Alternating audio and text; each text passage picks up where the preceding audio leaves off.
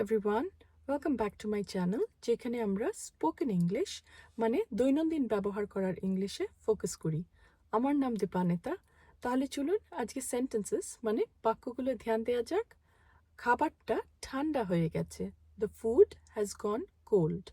খাবারটা খুব গরম। The food is very hot. এইটা খুব নোনতা। দিস ইজ টু সল্টি অথবা ইট ইজ টু সল্টি। আমাকে আরেকটু দেবে? Can you give me more please? আমাকে জল দেবে? Can you give me some water? আজকের জন্য এইটুকুনি থাকলো। ভালো থাকবেন, সুস্থ থাকবেন, আর প্র্যাকটিস করতে একদমই ভুলবেন না। আর যখনই প্র্যাকটিস করছেন তখন প্রোনাউন্সিয়েশনে বেশি করে ধ্যান দেবেন। দেখা হচ্ছে তাহলে আবার আপনাদের সাথে নেক্সট ভিডিওতে। Thank you for watching.